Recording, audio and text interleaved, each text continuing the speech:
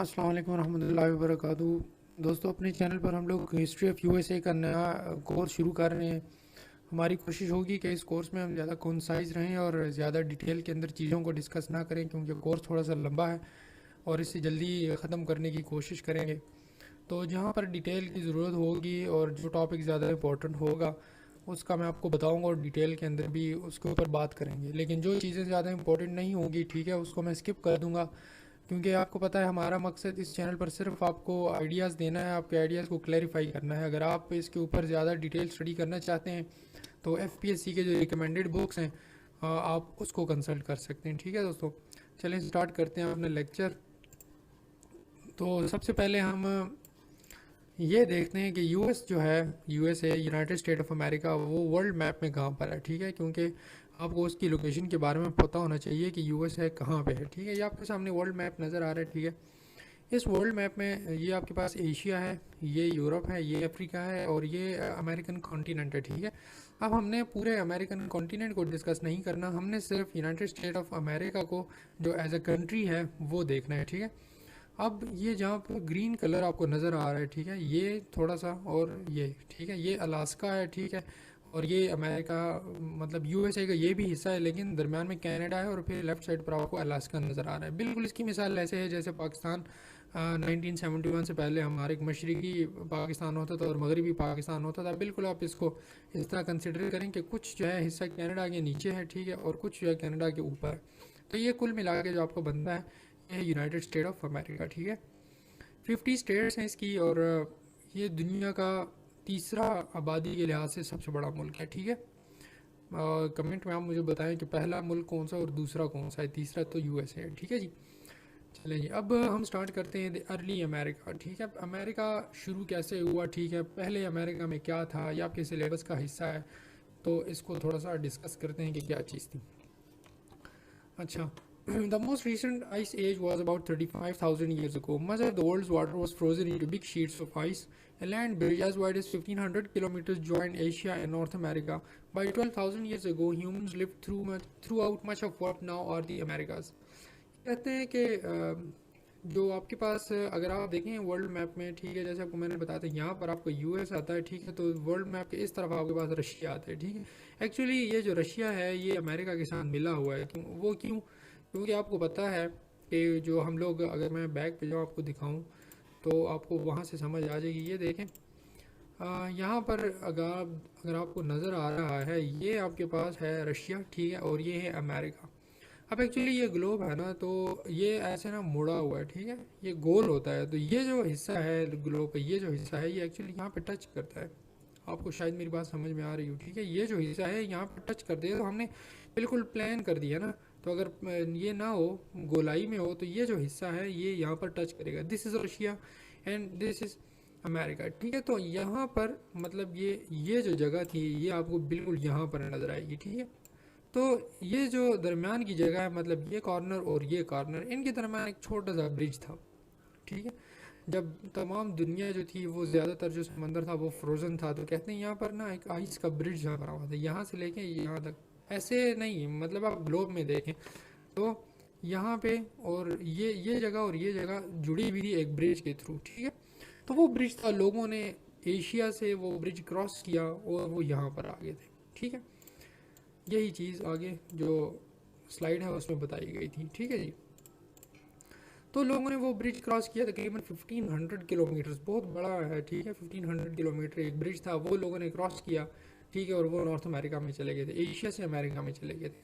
तो कहते हैं 12,000 साल पहले जो अमेरिका है यहाँ पे लोग बसते थे। ठीक है जी, The first Americans crossed the land bridge from Asia. Historians believe that they lived in what now is Alaska. आपको मैंने बताया ना वो जो ग्रीन कलर का ऊपर का हिस्सा था वो अलास्का, वो अमेरिका का हिस्सा है। ठीक है, तो यहाँ पे लोग रहते थे for thousands of years. They moved south in today's mainland USA. South नीचे की तरफ होता है, ठीक है, नॉर्थ ऊपर की तरफ होता है, साउथ नीचे की तरफ। They lived by the Pacific Ocean in the northwest, in the mountains and deserts of the southwest, and along the Mississippi River in the midwest. अब जब नक्शा देख रहे हैं तो इस पैराग्राफ को देखें और अमेरिका का नक्शा देखें, आपको समझ आ जाएगी कि इसमें क्या बात हो रही है। ठीक है, अब वहाँ पे पहले लोग कौन से थे, अर्ली पीपल, वहाँ पर कौन रहते थे? तो these early groups are known as Hohokam. ठीक है, एडिनंस एंड होपविलियंस एंड एनएसआरजी, ठीक है। ये कुछ वो ग्रुप्स के नेम हैं जो आपसे एमसीक्यूज में पूछे जा सकते हैं, ठीक है। और ये ही वो ग्रुप्स थे जो अर्ली अमेरिका के अंदर रहते थे। अब they built villages and Guru crops, their lives were connected to the land, family and community were important to them. History shows they told stories and shared information mostly by talking, not writing. आपको पता है पुराने ज़माने में writing का तस्वुर तो नहीं था, तो लोग ज़्यादातर जो बातें करते थे, कहानियाँ सुनाते थे और अपने बच्चों को वो सारी चीज़ें फिर बताते थे कि क्या क्या हुआ था। Some used a form of picture writing called हीरोग्लिफिक्स, ठीक है। अब हीरोग्लिफिक्स क्या चीज़ है, आपने अगर इजिप्ट के वो देखे होंगे पत्थर शत्थर, उसके ऊपर ना इस तरह बुत से बने हुए हैं, ठीक है, कुछ तस्वीरें सी बनी हुई हैं, बिल्कुल उन्हीं को जो वो हीरोग्लिफिक्स कहते हैं। यही वो चीज़ थी जिससे वो अपना मजहब और ये बाकी सब तमाम चीज़ें जो है वो शो करते थे दूसरे लोगों को। Nature was important to their spiritual beliefs. Some groups build big piles of earth in shape of snakes, birds और pyramids. The different groups traded with each other but they also fought. ये आपको पता है पुराने ज़माने में जब civilisation थी वो इसी तरह करती थी, अपने आप को सर्वाइव करने के लिए वो लड़ते रहते थे दूसरों के साथ, ठीक है जी। तो ये लोग भी इस तरह करते थे। No one knows, but these groups disappeared. Other groups, Hopi and Zuni, later came to this land and prospered. By the time the first Europeans arrived, about 2 million native people lived in what now is the United States. कहते हैं कि जब European वहाँ पर पहुँचे तो तकरीबन जो आजकल का यूनाइटेड स्टेट्स है, जो अमेरिका है, तकरीबन 2 मिलियन के लोग वहाँ पर पहले से आबाद थे। और इन्हीं लोगों को जो है वो हम नेटिव अमेरिकन कहते हैं, ठीक है। नेटिव अमेरिकन इन्हीं लोगों को कहते हैं। जो होपी और जूनी के 2 ट्राइब्स बन गए थे, ठीक है, तो यही लोग वहाँ पर रहे और आबाद हुए। जो बाकी पीछे 4 ग्रुप्स आपको मैंने बताए थे वो ख़त्म हो गए थे, सही है। तो ये लोग, ये 2 ग्रुप्स वहाँ पर रह गए थे जो आजकल का यूनाइटेड स्टेट्स है, और इन्हीं लोगों को नेटिव अमेरिकन कहते थे। अब वहाँ पर यूरोपियन कैसे पहुँचे? It took almost 500 years for the Europeans to reach North America, and another 100 for them to build permanent settlements. The first explorers did not know about America. They were looking for a way to go to Asia from Europe by sea. Other Europeans who arrived later, mostly Spanish and Portuguese, but also Dutch, French and British, came for land and the riches of the New World. अब मसला ये था कि आपको पता है, अगर दोबारा हम नक्शे की तरफ जाएँ तो ये देखें, ये हमारे पास एशिया है, ठीक है, ये यूरोप है। यहाँ पर ये जो ब्लैक कलर का कुछ हिस्सा नज़र आ रहा है ना, बिल्कुल इसके इस जगह पे ये यहाँ पर तुर्की है, ठीक है। तो यहाँ पर तुर्की में क्या था, तो ऑटोमन एम्पायर, सही है। सल्तनत उस्मानिया की उस टाइम हुकूमत थी, ठीक है। और आपको पता है सल्तनत उस्मानिया में हमारे एशिया और ये तमाम के तमाम ये जो अरब कंट्रीज हैं ये तमाम शामिल थे। तो यूरोप वाले जब एशिया में आते थे ना, यूरोपियन, आपको पता है उस टाइम में ईस्ट इंडिया कंपनी थी इंडिया के अंदर, ठीक है। तो ये तमाम लोग जब एशिया में अपनी कॉलोनीज में तिजारत करते थे यूरोपियंस, तो इनको सल्तनत उस्मानिया से गुजरना पड़ता था। तो ये ऑटोमन एम्पायर से गुजरना इनके लिए बहुत बड़ा मसला था, क्योंकि ये ऑटोमन एम्पायर वाले इनसे बहुत भारी टैक्स लेते थे, सही है। तो इन्होंने क्या किया, यूरोपियंस ने क्या किया, यूरोपियंस ने कहा कि हम इस जगह तक पहुंचने के लिए ना, इस इंडिया तक पहुंचने के लिए, ठीक है, कोई और रास्ता हमें ढूंढना चाहिए। तो यहाँ पर यूरोपियंस ने फिर सोचा कि वहाँ पर एक और काफ़ी ज़्यादा जो सी सेलर्स थे, उन्होंने कहा कि दरमियान में तो समंदर है, ऐसा हो सकता है, दुनिया तो गोल है, तो अगर हम यहाँ से स्टार्ट करें, ठीक है, और समंदर के ज़रिए हम जाएं तो ठीक है। अगर समंदर के ज़रिए हम जाते हैं तो यहाँ से इस जगह पे निकल आएंगे, क्योंकि दुनिया तो गोल है, तो हमें जो है वो एक अल्टरनेट वे मिल जाएगा एशिया तक पहुँचने के लिए, हमें ऑटोमन एम्पायर से गुजरना नहीं पड़ेगा। अब जब वो यहाँ से चलना शुरू हो गए, सही है, जा रहे हैं जनाब, तो वो यहाँ पर पहुँच गए। ये जो अमेरिका था ये तब तक डिस्कवर नहीं था हुआ। तो ये तरीका था इनको, यहाँ पर जब वो पहुँचे तो उन्होंने कहा हम तो जी बड़ा आसानी से जब वो एशिया तक आ गए, लेकिन बाद में उन्हें पता चला कि ये एशिया नहीं था, ये एक नई ज़मीन उन्होंने दरियाफ्त कर ली थी, ठीक है। तो इस तरीके से जो है वो अमेरिका दरियाफ्त हो गया था, ठीक है जी। अब आप सुनते रहते हैं कोलंबस ने अमेरिका दरियाफ्त किया। अब कोलंबस कौन था? The most famous explorer was Christopher Columbus. He was Italian but Queen Isabella of Spain paid for his trips. Columbus landed on the island in the Caribbean Sea in 1492। He never reached what is now the United States, ठीक है। ये एक आप बात याद रखें कि वो उस जगह पर नहीं पहुंचा था जहाँ पर आपका यूनाइटेड स्टेट आजकल है, बल्कि वो जो अमेरिकन कंटिनेंट है उसके कुछ जजीरों के ऊपर पहुंचा था, सही है।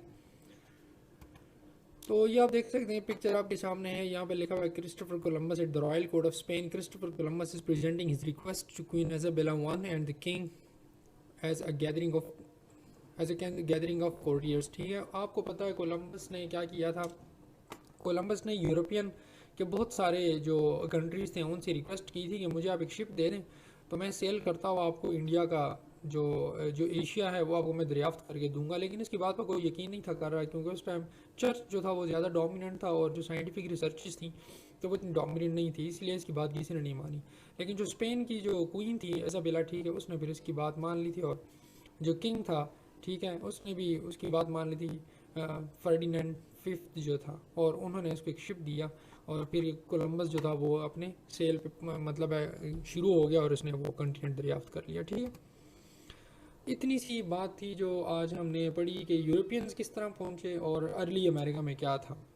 अब वो होगा ये कि जब भी मैं आपको एक लेक्चर दूंगा उस लेक्चर के आखिर में आपको क्विज़ दूंगा, ठीक है, ताकि आप पता चले कि आपने लेक्चर कितने गौर से सुना है। तो आपके सामने ये कुछ क्वेश्चंस हैं, आप इसको देख लें और एक बार अपने आप को चेक करें कि आपने कितना कुछ समझा है, ठीक है। ये क्वेश्चंस आपके सामने हैं, ऑप्शंस भी आपके सामने हैं, तो थोड़ा सा आपको टाइम देते हैं, आप इसको देख लें। वीडियो पॉज करके आप देखें, अगर आपको आंसर आते हैं तो ठीक है, नहीं आते तो ये आपके पास आंसर हैं, ठीक है जी। तो this was all about today's lecture. इंशाल्लाह नेक्स्ट लेक्चर में फिर आपसे मुलाकात होती है, तब तक के लिए अपना ख्याल रखिए। अल्लाह।